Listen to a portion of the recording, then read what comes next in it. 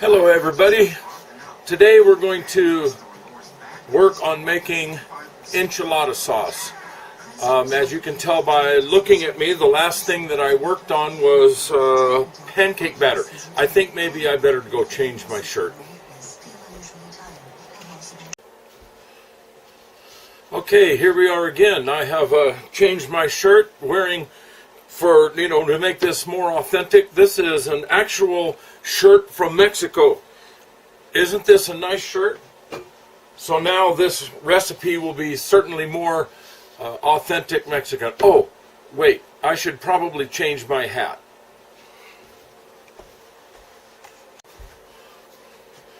Okay, here we are. It couldn't get any better than this. I'm wearing a genuine Mexican shirt. I'm wearing a chef hat. Okay, here we go. Oh, you can't see my face. Okay, I'm going to come down here so that you can see what I'm saying. For those of you who are reading lips, what we are going to do is take a pair of kitchen shears.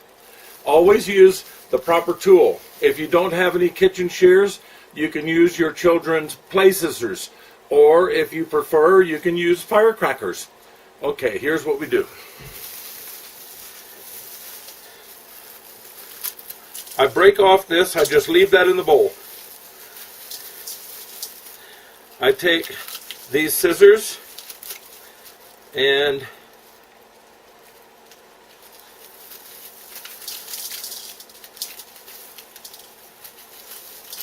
I open up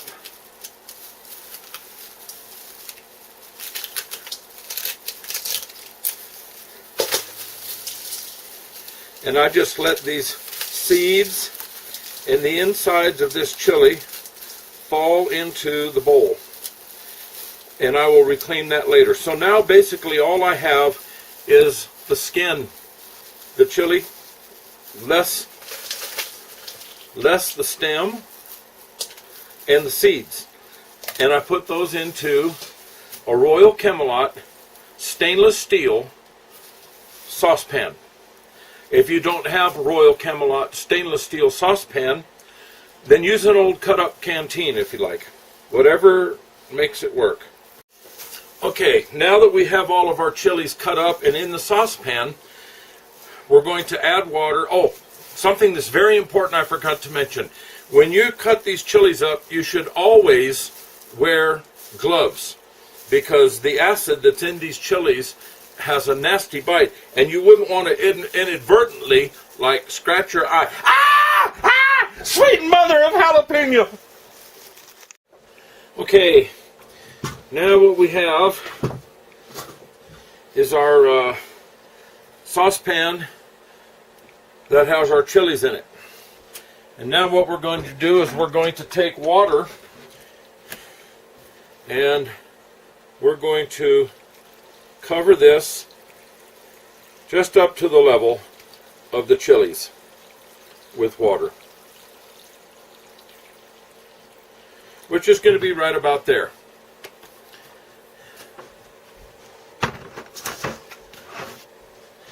And then this is going to go onto the stove to boil. Alright, the next step in the operation is to prepare an onion.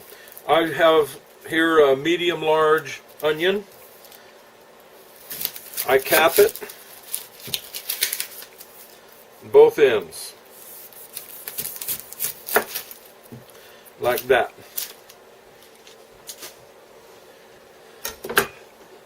I always like to keep a clean workspace for reasons of contamination and such. Alright, I'm going to take this onion and I'm going to split it right down the middle and lose the outer peel.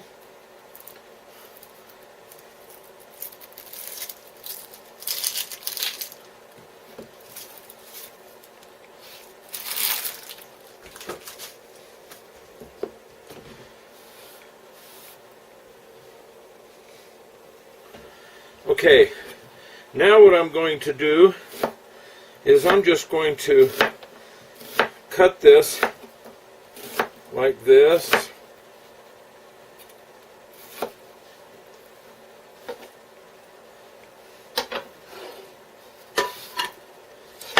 put that in a pan.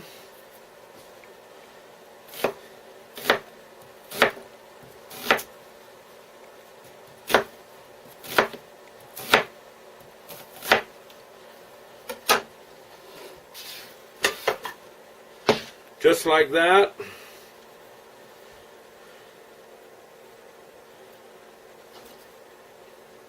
Make sure there's no little pieces of skin in there.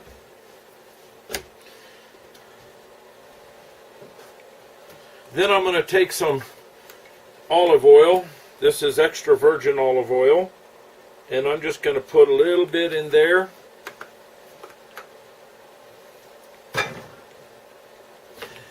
Kind of like that. And I'm going to put these on medium to high heat, and I'm going to go past the caramelization stage, and I'm going to actually brown these, almost burn them, but brown them very nicely. Okay, what we have going right now on the stove is our peppers, and those will soften nicely in this water. They don't need to be stirred or anything like that. There are occasional seeds that will float to the top that didn't come out in the deseeding process. And then the onions will start to brown. And we'll come back and join the cooking process toward the end. Okay, we're getting ready for the next step in this operation. We have a blender, we have a strainer, we have our stainless steel bowl that doesn't have anything in it, empty, and we have garlic. I put into the peppers while they were cooking about a tablespoon of cumin. Our onions are done. As you can see, they look almost burnt. And now what we're going to do in the next step of this operation, which is actually quite simple, I'm going to take garlic, put about a tablespoon or so of garlic in there. I'm going to take some of the onions and put them in there. I'm going to take peppers, put them in there. Now the peppers, I boiled them until they were just kind of soft and pliable. And I'm going to put those in there. I'm going to leave, I do this in about 2 batches. I'm going to leave enough room for some liquid. Making sure to pour liquid all over the place, because it's really no fun unless you make a big mess. So I'm sure that in most people's imagination they could probably accomplish this without making as much of a mess as I make, but I guess I just enjoy cleaning it up. Okay, once we have some liquid in there, we have some garlic in there, the peppers in there, now we take this and put it on high until it's all moving real good.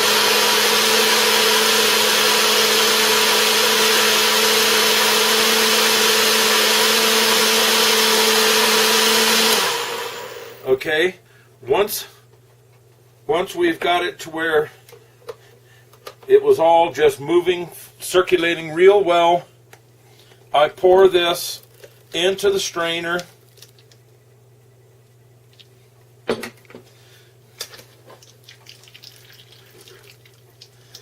And then I just start working this, and it just drips into the bowl.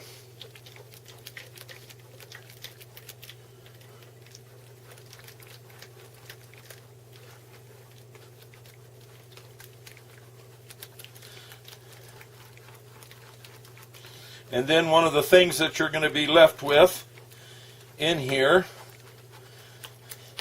is going to be pulp. And I'm just going to shut this off and we'll continue as soon as... Okay, now there doesn't seem to be anything coming out of the strainer, and I have this kind of paste. I put that back into the colander.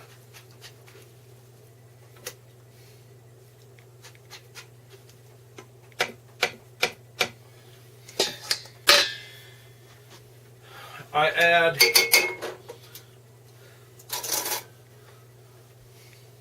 a little more of the juice.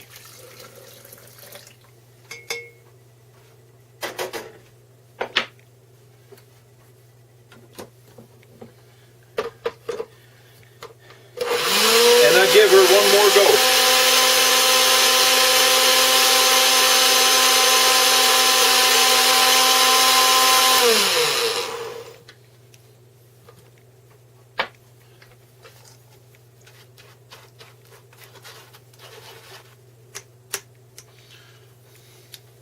And then I pour that through the colander, the strainer again. Notice it's running down a little bit easier.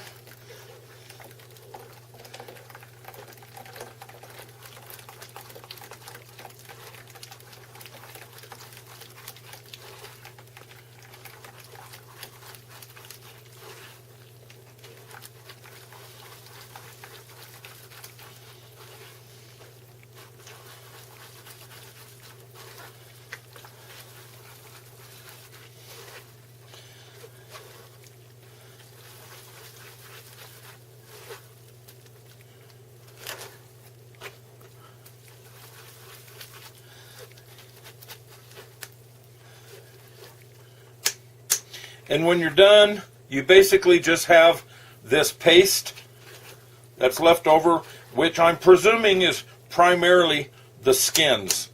And then I just dispose of this.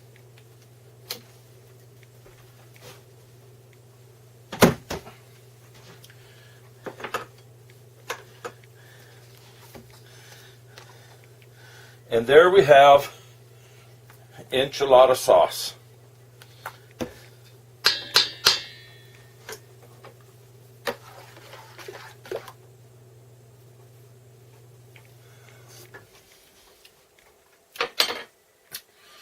And it's very tasty.